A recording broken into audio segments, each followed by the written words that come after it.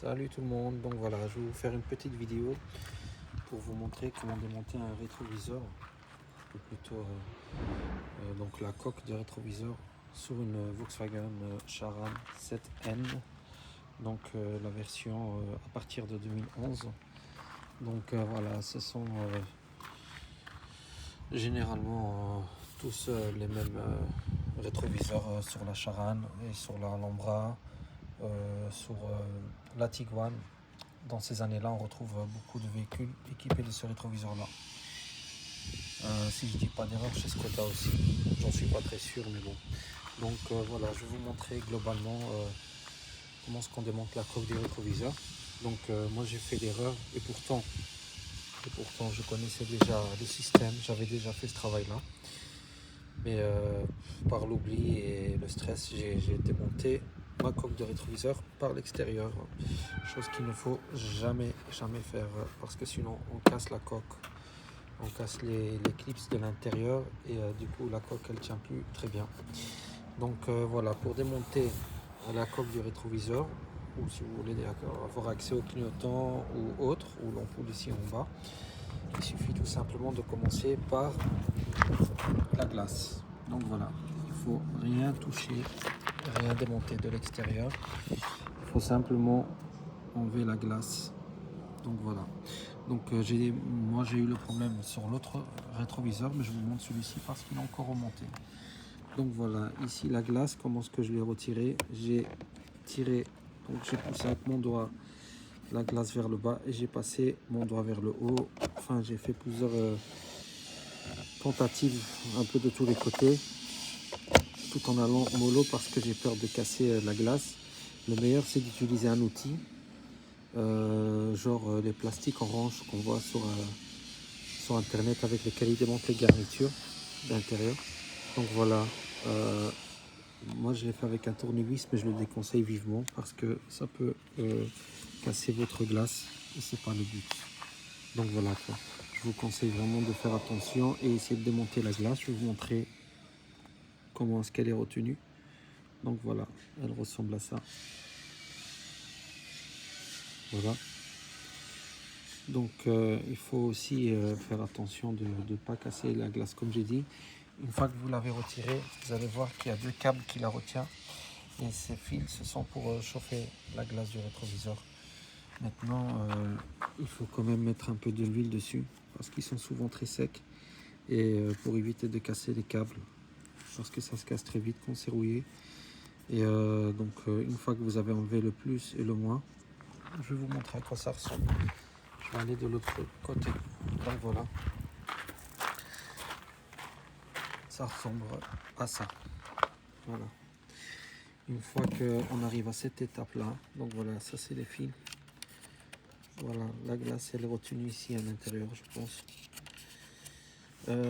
Donc une fois que vous avez enlevé les fils, vous pouvez enlever ce cache-là.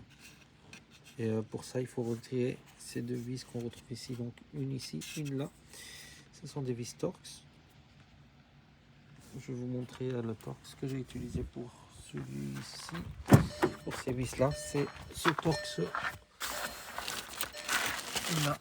Donc c'est un T10. C'est du Torx T10. Donc voilà, une fois que vous avez su enlever les deux vis, voilà. Donc il faut faire ça prudemment. Une fois que vous avez enlevé les deux vis là, vous allez pouvoir retirer ce cache là. Et ce cache là, il est retenu aussi par l'arrière. Je vais vous indiquer ici. Donc voilà, il faut replier ça avec un tournevis. Vous mettez un doigt d'un côté, de l'autre côté le tournevis. Allez-y prudemment. Et à ce moment-là, vous pouvez retirer ce cache-là. Il est aussi retenu par ici. Mais je crois que chez moi, je l'ai déjà cassé. Ou je pense qu'il y a une dent ici qui retient ça. En tout cas, chez moi, il n'y a plus de dent. Une fois que j'enlève ici, il sort directement. Donc à ce moment-là, vous allez voir qu'il y a le clignotant latéral qui le retient. Et il vient ici à l'intérieur. Il se clipse là-dedans. Donc c'est le répétiteur qu'on doit pousser avec un tournevis plat. Moi, c'est ce que j'ai fait dans mon cas, afin de le libérer. Et il sortira et vous allez avoir cette partie là qui va s'enlever. Donc une fois que cette partie là s'enlève et que ce répétiteur ici s'enlève aussi, vous allez avoir normalement la partie du bas qui va être libérée entièrement. À ce moment là, vous pouvez changer votre répétiteur ou bien vous pouvez bricoler. Vous allez avoir toute cette partie du haut ici libre. Donc voilà. Et aussi le cache, je vais vous montrer avant d'arriver au répétiteur, j'ai oublié. Donc pour vous montrer le cache à l'intérieur, à quoi il ressemble. Donc voilà, moi j'ai cassé tous mes clips comme vous le voyez. Ici, ouais, encore quelques-uns là. Donc là, normalement c'est ceux-là qui retiennent le cache. Et donc il faudra le démonter normalement avec un tournevis plat à votre aise. Donc normalement il y a un clip au-dessus qui le retient. Un deuxième clip là, si je dis pas d'erreur, qui me manque. Et voilà quoi. Donc vous faites ça doucement et il sort tout seul. Voilà. Et il y a des agrafes ici en bas aussi qui le retient ici tout le long. Tout le long ici. Donc voilà quoi. À ce moment-là, vous pouvez accéder à votre rétroviseur sans faire de dégâts normalement. Pas comme moi j'ai eu ici, j'ai cassé ma coque. Mais Dieu merci, elle tient encore. Mais bon, ils vont m'aider d'éviter cela. Voilà, j'espère que cette vidéo a été utile. Pour remonter le miroir quand vous avez fini avec votre travail, vous pouvez remonter donc la glace ici au-dessus. N'oubliez pas de rebrancher les fils. N'oubliez pas de vérifier les deux vis ici, qui sont bien mises. Et il ne faut pas trop serrer non plus, pour que vous n'ayez pas de difficultés pour la prochaine fois que vous voulez démonter cette pièce.